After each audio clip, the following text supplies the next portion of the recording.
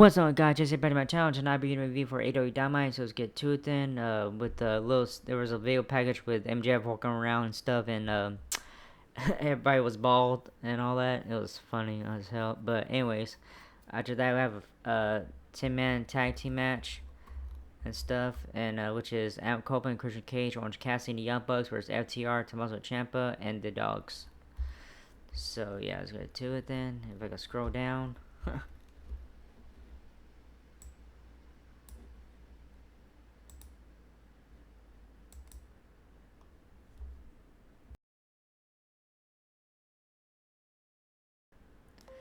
Alright, sorry guys. So there we go. Now we head inside the arena where the 10-man tag team match will kick off things off. First match meeting with tons of interest in bells. Alright, we get the bell going. All 10 men collide with the authority and the crowd goes wild. If you guys heard a thing, it's not me, it was something else. So anyways, Harwood and Cassie return to the ring while everyone else fights around the ring. Harwood decks Cassie and then engages hands with Copeland. Cage and Ware are fighting up the stairs and into the crowd, while the Dogs, the Bucks, and Ciampa fight around the announce table in the ring. Harwood has Cassie in trouble on the top. The fans clearly want to cheer FTR despite them being heels. Harwood with a superplex, but Cassie bounces into a stung dog millionaire. Cassie with DT, but Weir is back and he hits Cassie. The heels gang up on Cassie in the corner as everyone seems to have returned to the ring side. Ciampa is now, and he hits some riff chops to Cassie. Ciampa looking single leg crab, but Cassie keeps rolling away. He kicks Ciampa away, so Dax with the blind tag, and he flips off the fans. Nick Jackson gets the tag. He causes FTR to bonk heads and hits a drop kick to both men. The Dogs are in as Escalada by Nick. I'm sorry. To both Dogs. Matt Jackson is in super kicks, double bulldogs by the Bucks. Matt with a baseball slide to both members of FTR, and Nick wipes them out on the floor. All right. Matt initiates the locomotion with Clark Connors. He catches David Finley on the third one. We see a super kick party, but Stoke grabs the Bucks legs. Stoke tries to bite them off with a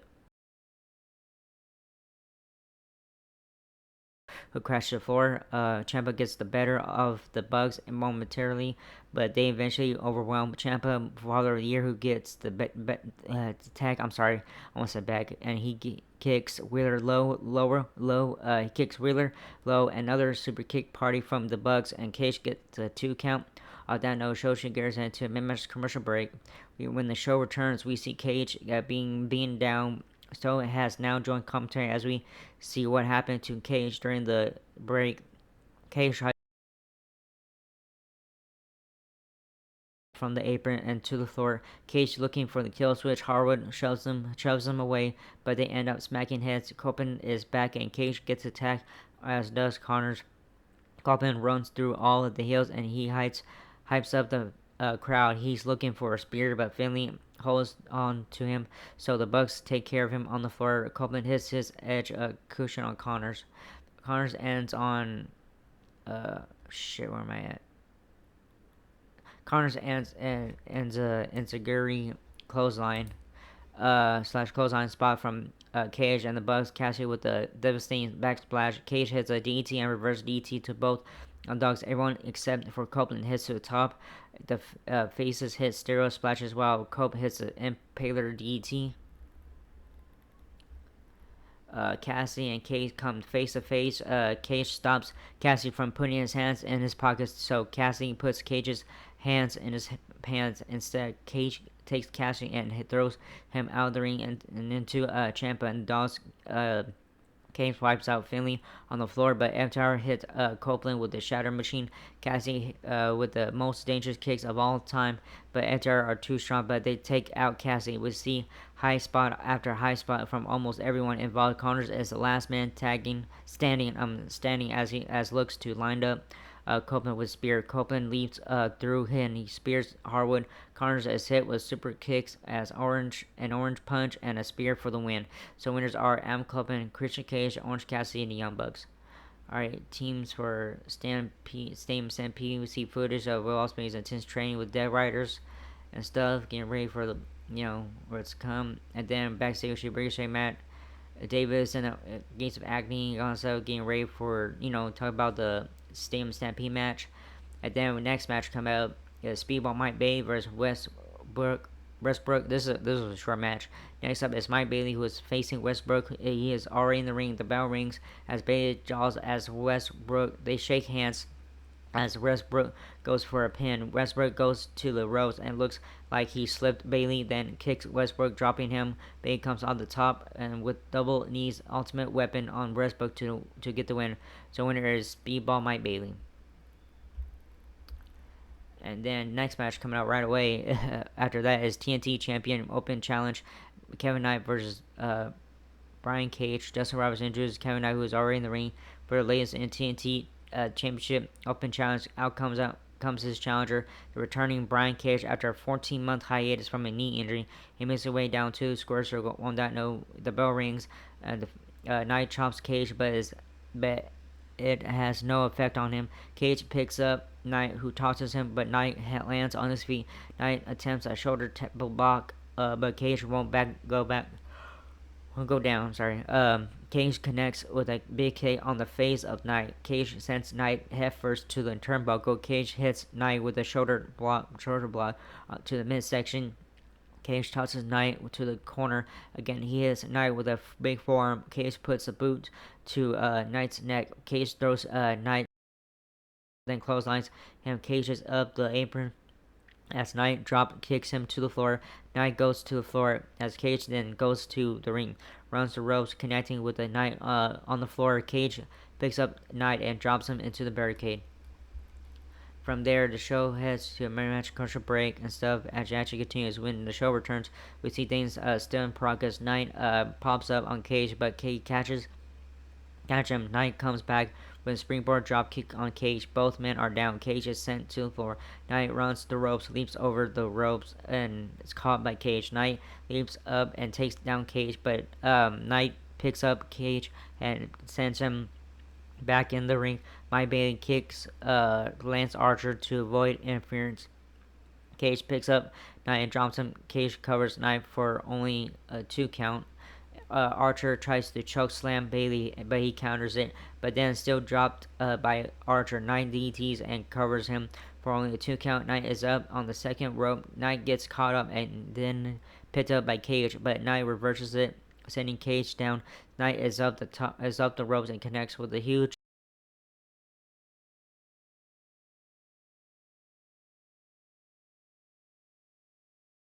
Kevin Knight. Alright, Speedball Mike Bailey is have a little short promo here. Alright. Once the match wraps up, Mike Bailey congratulates Kevin Knight on his win. Knight says Bailey is red hot right now, and then welcomes Cage back as he walks away. Knight says he is still standing and is still champion, but he couldn't get the job done last week and become Jet 2 belts. Bailey tells him to forget about last week because everyone knows he is the future. He is AEW. He's the future of AEW World Champion. Knight says he appreciates Bailey having his back, and says he will get his shot eventually as well. Bailey says he has an idea, and then he says he wants the winner of tonight's match between Darby Allin and Konosuke Takeshita. Then we have Open Owen Hart, and then they announced the Owen Hart Cup tournament match announcements. This is for the men's. The Owen Hart Cup brackets were announced. They featured first round matches that include Jack Perry versus Mark Davis, Samoa Joe versus Will Ospreay. Match takes place at Double or Nothing. Strickland versus Bandito, which is a match takes place at Double or Nothing also, as well as Brody King versus Claudio Castagnoli. Alright, next match coming up is Ace Austin versus Will Ospreay. Alright, so here we go. We return from match. Next match features Ace Austin going one-on-one with Will Ospreay. The bell rings and stuff. The Asheville crowd loudly behind Ospreay on this note. On this one, Ospreay wants to shake hands, but Austin constantly shakes his hands and quickly backs away early. Lock up Austin with a arm control, but Ospreay reverses. Austin tries to reverse, but Ospreay counters with a side headlock takeover, and we reset. We then see a test of strength with Austin getting Osprey down to the ground, and keeps bridging to avoid getting pinned. Monkey flip by Osprey. He grabs wrist control, and he stomps on the elbow of Austin Theory. Osprey picks up Austin goes after the shoulder of Austin. Ace reverses the hammer throw, but Osprey kicks him in the headlock shoulder tackle by Osprey, but Austin with a drop toe hold and a back splash for two. Osprey fires back with the elbows, but Austin rolls over Osprey on the mat and applies with a reverse STF. Osprey quickly makes his way to the ropes, but he favors his neck. Osprey is alright as he hits a back kick to Austin, and he runs the ropes, but Austin picks up into a low squat, and he hits a Death Valley driver for a 2 count. On that note, we shift gears into match commercial break as the action continues and stuff. So yeah, and I can scroll down.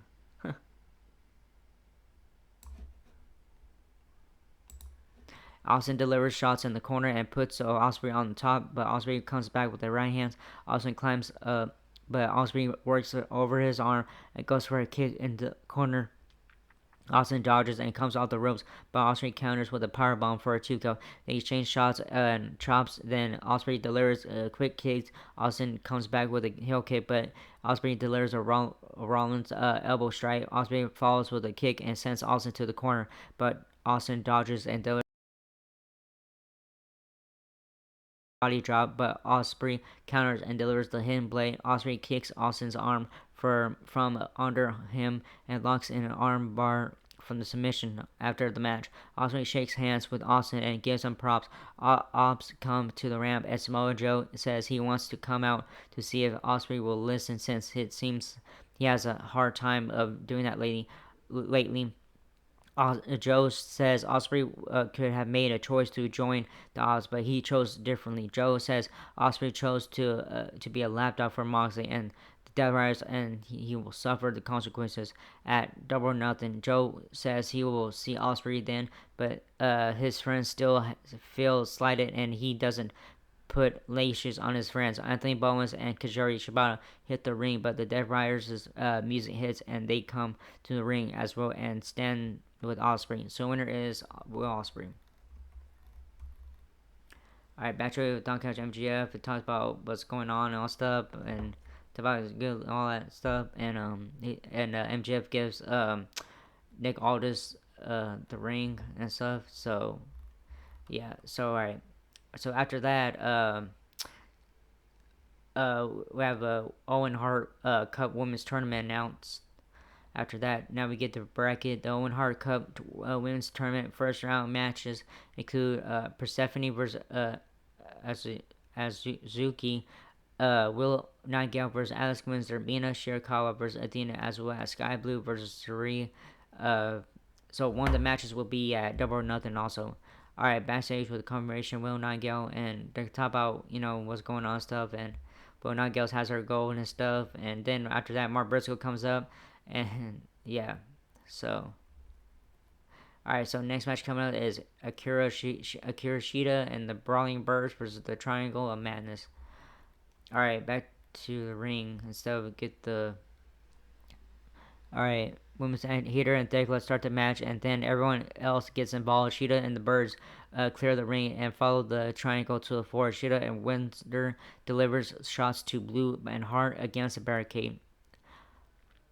Hater does the same to Thekla on the apron. Hater drops Thekla with a snap suplex and follows with a kick to the face. Hater stomps Thekla in the corner, and then Blue and Windsor exchange shots on top of the barricade. Hater saves Windsor. They throw Blue face first and onto the apron. Thekla drops the Birds with a diving crossbody from the top as the show heads to commercial break and stuff. When the show returns, we see the match still in progress with things quickly picking up. The Triangle take the Birds down in the corner. Windsor goes to the floor and then Hater drops Dekla with a kick to the face. Sheeta tags in and sends Dekla to the corner before knocking Blue to the floor. Sheeta sends Hart into Dekla and then delivers a knee strike to Hart. She suplexes Blue into Dekla and falls with a suplex into Dekla for a 2 count. Cheetah delivers elbow strikes, but Dekla comes back with a kick to the midsection. Dekla drops Cheetah with a right hand to the face and tags in Hart. Hart tags Blue and they double super kick Cheetah as Dekla tags back in. Alright. Oh, come on, you stupid thing. Degla drops Sheeta with a spear and goes for the cover, but the birds break it up. Windsor tags in and delivers shots to Degla, and then the birds got GOF or two birds, one stone, but pulls Hater to the floor. The match breaks down, and then Blue tags in and goes after Windsor. All right. Blue goes for Code Blue, but Windsor gets free and delivers a headbutt. The birds double team Blue and go for two. Blue one stone, but Degla hits her with one world championship. But Degla hits Hater with the AEW Women's World Championship belt, and the referee calls for the belt. The match is thrown out. After one match is called off, we see more post-match action. The Triangle attack the birds, but Sheeta grabs her kendo stick and walks away. Will Nigel, Mina Shirakawa, and Thunder Rosa hit the ring to make the save as Triangle backs up the ramp. So winners via disqualification, Akira Shida and the Brian Birds. Alright, main event coming up, AEW World Championship, Darby Allin versus Konosuke Takeshita. Alright, if I can scroll the thing down. Sorry, main event. Following brief barrage vignette, the in the ring entries from the championship challenger, bell rings and final match of the evening. Official off and running. The crowd are strongly behind Darby and Asheville. Straight out of the gate, Allen drop kicks Takeshita to the floor and goes for the dive, but Takeshita catches him and throws him into the barricade. Takeshita gets Allen back into the ring, but kicks him in the face to send him back to the floor. Takeshita gets Allen back into the ring and goes for the cover, but Allen kicks out at one. Takeshita throws Allen into the corner and puts him up top. Takeshita climbs, but Allen comes back with the shots to send Takeshita back down, and Allen dives, but Takeshita drops him with a one shot and falls with the back body drop. Allen goes to the floor. Takeshita falls and delivers knee strikes against the barricade. Takeshita slams Allen into the barricade and drags the ring steps over, and Allen comes back and rakes his fingers into Takeshita's eyes. Takeshita slams Allen into the steps and goes for the power drive knee, but Allen dodges and Takeshita hits the steps. Allen drops Takeshita with a dive through the ropes and gets him back onto the apron. All right. Allen goes for the coffin splash, but Takeshita catches him and delivers a blue downer bomb to the floor as the show heads to mid-match commercial break. Like our final of the evening action continues, and so the show returns, and we see Allen drive his shoulder into Takeshita's midsection and goes for a roll-up. Takeshita rolls through and goes for the power drive knee, but Allen counters and locks in a guillotine drive. Takeshita gets free, but Allen goes for a cobra. Takeshita counters with a slam and falls with the wheelbarrow German suplex. Takeshita kicks Allen in the face in the corner before putting him up top. Takeshita delivers an avalanche German suplex and goes for the cover, but Allen kicks out at two. Takeshita delivers the power drive knee and goes for the cover, but Allen kicks out at two again. El Clon hits a ring, and Callis gives the diamond ring to Takeshita behind the referee's back. Takeshita tosses the ring away, and Allen catches him with an inside cradle for a two count. Takeshita delivers an elbow strike and puts Allen on top. Takeshita climbs, but Allen counters with a right hand and delivers an avalanche cobra. Allen gets the coffin pinning combination, but Takeshita kicks out at two. rolls to the outside. Allen delivers the coffin drop and tries to get back into the ring, but Takeshita pulls him back into the floor. Takeshita breaks the referee's count and goes for a brainbuster, but on the brainbuster on the steps. But Allen counters with a knee strike and slams Takeshita with a scorpion death drop on the steps. Allen delivers a coffin drop to the floor and gets Takeshita back into the ring. Allen goes for the cover, but Takeshita covers at 2. Allen goes for another coffin drop, but Takeshita gets his knees up and gets a 2. Alright, Takeshita, come on. Takeshita delivers another power drive knee and goes for a power bomb, but Allen counters out and locks in a scorpion deathlock. Takeshita makes it to the ropes, but Allen immediately hits 2 coffin drops and gets the pinfall with the victory. Darby Allin is still your AEW World Champion, so winner and still AEW World Champion Darby Allin. Alright, I have a hair versus title match set for AEW Double or Nothing. There's a contract signing. Once the match wraps up, Darby Allin calls out MJF to the ring and says they have a contract to sign. Excuse me. Contract to sign. MJF doesn't sign the contract and then says he is happy for Allin. MJF says he hopes Allin had fun holding his AEW World title, but he feels bad because Allin will never hold it again. MJF says Allin has much of a chance of holding the title against as Adam Page does, and then says Allin is a stuntman who has 15 minutes of fame. MJF says Allin hasn't made an impact and is just a little prick who got lucky.